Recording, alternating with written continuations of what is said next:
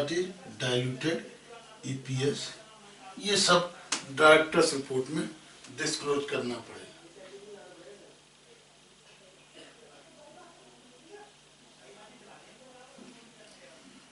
इस ईएसपीएस में भी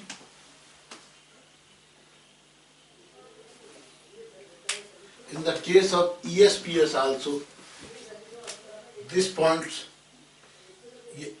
ESPS में भी होगा, प्राइसिंग भी ESPS में होगी, डाइल्यूटेड EPS भी होगी। उसके अलावा 1, 2, 3 ये होंगे। फोर्थ केस ESPS में number of employees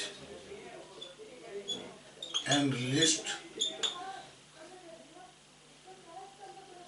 next is list of allottees of ESPS। उसके बाद में कंसीडरेशन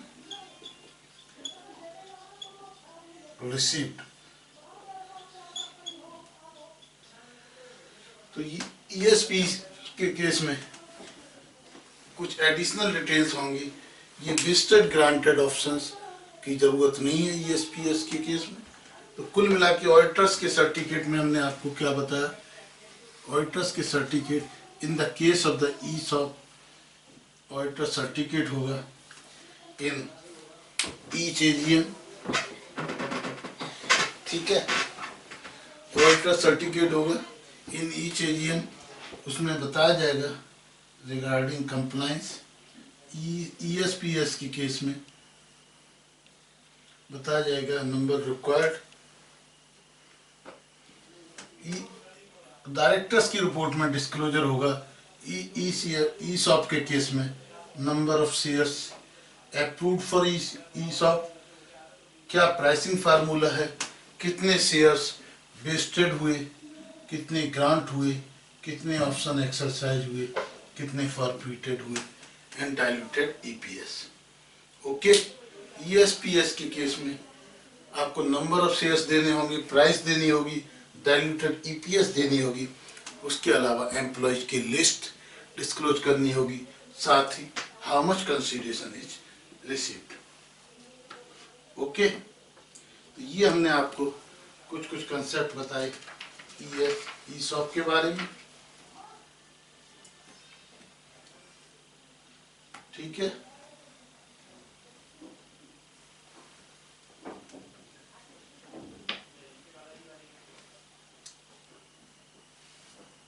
अब हम आपको बताते हैं नेक्स्ट डेट सिक्योरिटीज के बारे में, ठीक है। इसके बाद में हम आपको बताते हैं ICDR guidelines regarding debt securities. Okay, ये ESOP वाला कंसेप्ट क्लियर हुआ? Yes sir.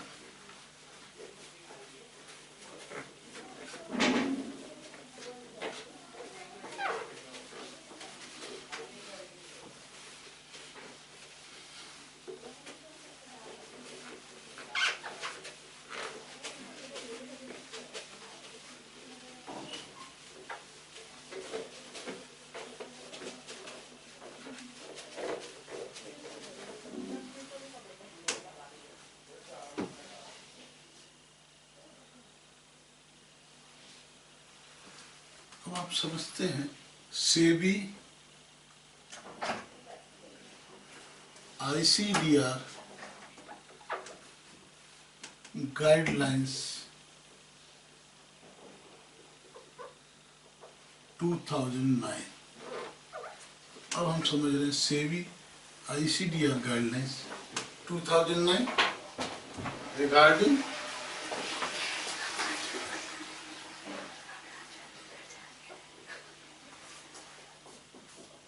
public issue of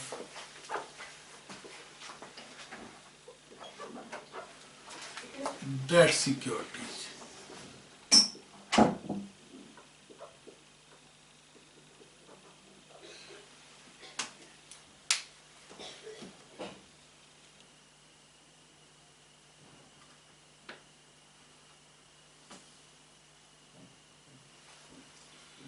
तो ये जो डेट सिक्योरिटीज होती है, ये कौन सी debt security? That is partly convertible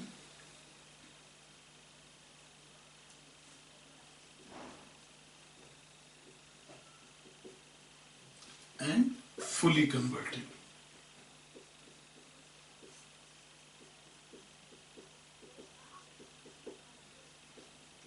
okay,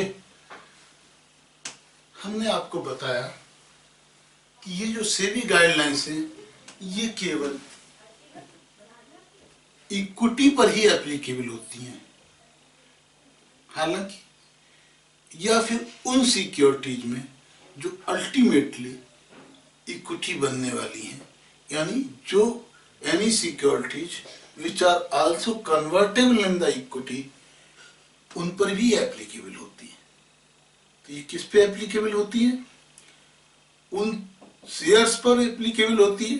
साथ ही साथ यदि कोई सिक्योरिटीज है, कोई भी डिवेंचर्स है, कोई भी इवन पार्टली प्रेफरेंस शेयर हैं, कन्वर्टेबल प्रेफरेंस शेयर्स, जो अल्टीमेटली इक्विटी शेयर्स में कन्वर्टेबल होती हैं, तो उस पर ये सेबी गाइडलाइंस एप्लीकेबल होती हैं। तो अब हम समझ रहे हैं कि डेट सिक्योरिटीज, दो तरह की डेट सिक्योरिटीज हैं, एक fully convertible to the equity shares and other is partly convertible. तो इनके बारे में क्या गाइडलाइंस कहती है, आज हम ये डिस्कस करेंगे। ओके, तो इसके लिए सबसे पहले हम जनरल प्रोविजंस देखते हैं।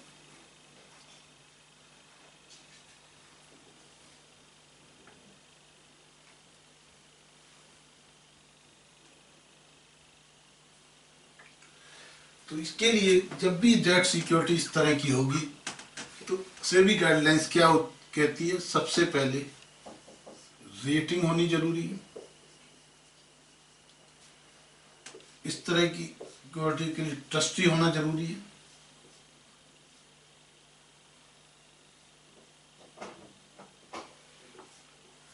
जब भी रिडेम्पशन होगा तो रिडेम्पशन रिजर्व जरूरी है, रेटिंग जरूरी है, ट्रस्टी जरूरी है, और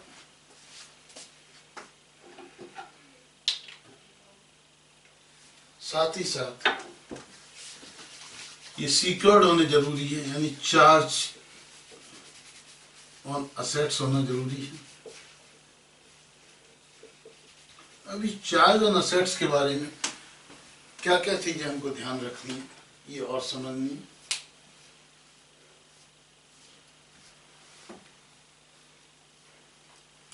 चार्ज के बारे में, असेट्स सफिशिएंट होनी चाहिए,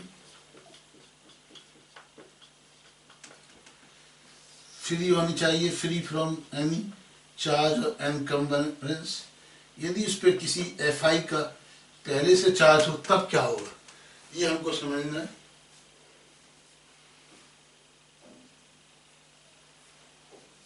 ठीक है, एफआई से है तो एफआई की पहले से चार्ज है तो उसकी कॉन्सेंट होनी चाहिए, और हमारी असेट्स सफिशिएंट होनी चाहिए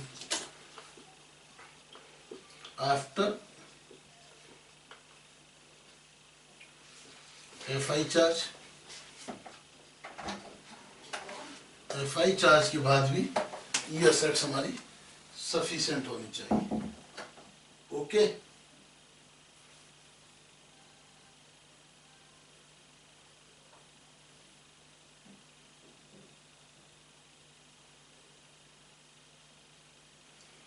तो ये चार चीजें हमको सेबी गाइडलाइंस कहती है। अब आ जाइए, ठीक है, तो ये हमने डेट सिक्योरिटीज के इशू से रिलेटेड सेबी गाइडलाइंस के अंदर क्या है, एक क्रेडिट रेटिंग एजेंसी के से, चाहे वो क्रिसिल हो, उससे क्रेडिट रेटिंग होनी चाहिए। जिस तरह हमने ग्रेडिंग बताई थी शेयर्स के केस में, इसी तरह जो गाइडलाइंस क्या कहती हैं, जो डेट सिक्योरिटीज है उसकी प्रॉपर क्रेडिट रेटिंग होनी चाहिए। इसके लिए एक डिवेंचर ट्रस्टी अपॉइंट होना चाहिए। साथ ही साथ इसके रिडेम्पशंस के लिए डिवेंचर रिडेम्पशन रिजर्व बनना चाहिए, और ये जितनी भी सिक्योरिटीज होंगी डेट सिक्योरिटी, इसके लिए असेट्स पर चार्ज होना चाहिए, फिक्स चार्ज हो या फ्लोटिंग चार्ज हो, it should be sufficient to the cover the liability. और ये जो असेट्स है वो फ्री होनी चाहिए। यदि फ्री नहीं है और उस पर किसी फाइनेंशियल इंस्टीट्यूशन का चार्ज है तो उसकी कॉन्सेंट होनी चाहिए, और कॉन्सेंट होने के बाद हमें ये देखना चाहिए कि ये जो चार्ज है आफ्टर जिसको फर्स्ट चार्ज एफआई का है उसको सिक्योर करने के बाद भी सफिशिएंट लायबिलिटी को कवर करने के लिए सफिशिएंट बैलेंस अवेलेबल है। तो ये देखना चाहिए, ये चार्ज पेरी पैसू होगा और अदरवाइज होगा, ये सारी चीज़ें हमको देखनी होगी। Okay, now coming to the conversion of debentures. ये तो इशू के टाइम पर बात हो गई, अब हम समझते हैं कन्वर्जन के केस में क्या होगा, क्या प्रोसीजर्स हैं कन्वर्जन ऑफ डिवेंचर्स के, ये अब हम समझते हैं।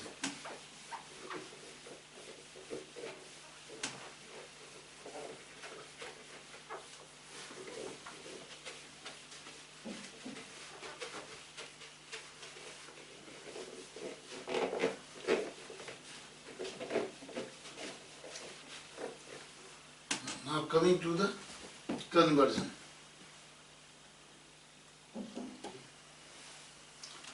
कन्वर्जन के बेस केस में अब आया कन्वर्जन।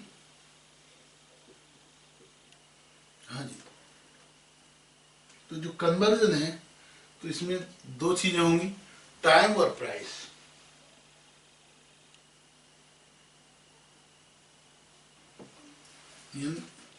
मैच्योरिटी, कन्वर्जन पीरियड किस चीज का, एफसीडी का, फुली कन्वर्टेबल डिवेंचर्स के।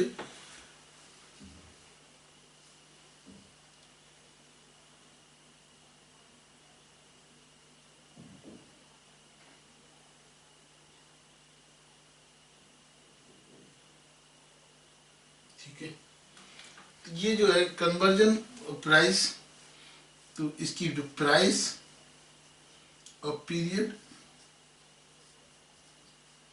फुली डिस्क्लोज होना चाहिए,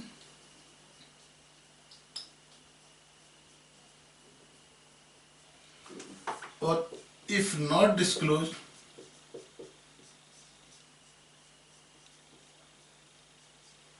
देन ऑप्शन होना चाहिए, वो करें या ना करें। डिवेंचर होल्डर को यदि आप कंपलसरी कन्वर्जन करना चाहते हो तो आपको मैच्योरिटी और किस प्राइस पे कन्वर्ट करेंगे ये पहले से डिस्क्लोज करना चाहिए।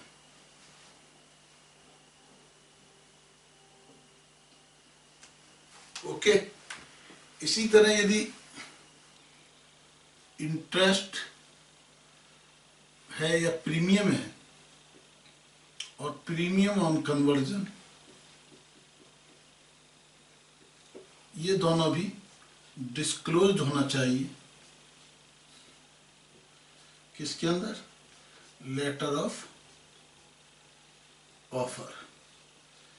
ये लेटर ऑफ ऑफर में डिस्क्लोज होना चाहिए। Interest and premium on conversion should be disclose on letter of offer. अब आ जाइए, यदि पार्टली कन्वर्टेबल हैं तो नॉन कन्वर्टेड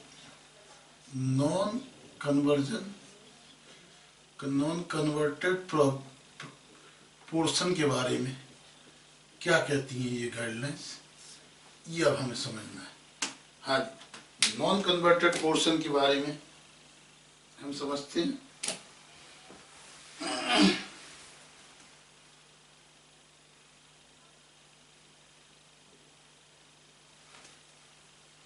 तो समझे, तो डिस्क्लोज होना चाहिए,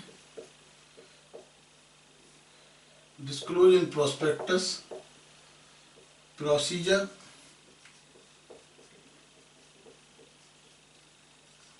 for purchase of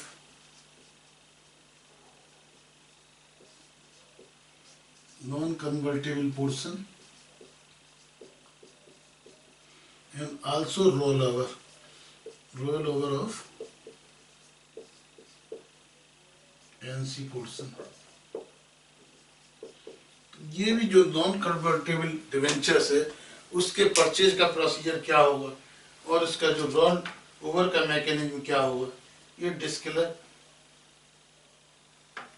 करना चाहिए। साथ ही साथ इस नॉन कन्वर्टेबल में लेटर डेट पे, कभी ना कभी लेटर डेट पे इसको कन्वर्ट का ऑप्शन होना चाहिए। यानी अभी कन्वर्ट नहीं हो रहा, उनका भी ऑप्शन होना चाहिए कि आज नहीं तो लेटर डेट पे हो जाना चाहिए। ठीक है,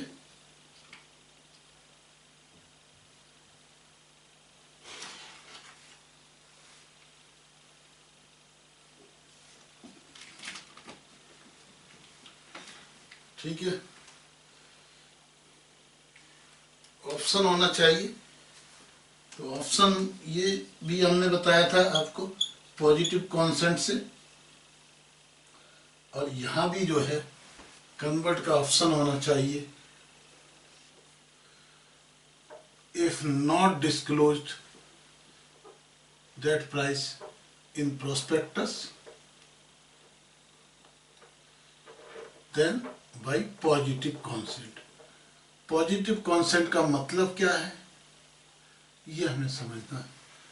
पॉजिटिव कॉन्सेंट का मतलब कि जब तक कि कन्वर्ट करने की का लेटर या एविडेंस ना मिल जाए।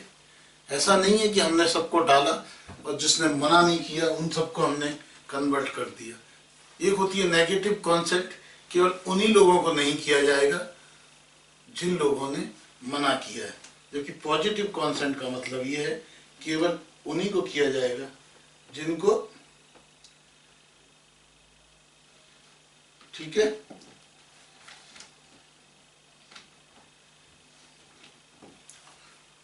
जिन्होंने हाँ किए। तो ये हमने आज आपको बताया सेबी आईसीडीआर गाइडलाइंस। तो आज हमारा कंप्लीट होता है सेबी आईसीडीआर गाइडलाइंस 2009। इसमें हमने बताया पब्लिक इशू के बारे में, आईपीओ के बारे में, इनिशियल पब्लिक ऑफर, ठीक है, एंड फर्दर पब्लिक ऑफर। इसमें हमने आपको बताया प्रॉफिटेबिलिटी रूट, ओके। दूसरा हमने अल्टरनेट रूट में दो रूट बताए, एक अप्रेजल रूट और एक बुक बिल्डिंग रूट। उसके अलावा आपको बताई guidelines relating to the right issue, guidelines relating to the preferential issue, guidelines relating to the fast track issue, guidelines relating to the bonus issue, guidelines relating to debt securities। Okay, तो ये हमने बताया आपको SEBI ICDR guidelines. अब हम बताएंगे next lecture में listing regulations and delisting regulations। Okay, तब तक you can understand this, and if there is any question you can ask me at my phone number or my email। आपकी जो ई book है, ई book में हमने काफ़ी questions और फिल इन द ब्लैंक्स दिए हुए, उनसे आप इसको प्रैक्टिस कर सकते हैं। Okay, thank you very much.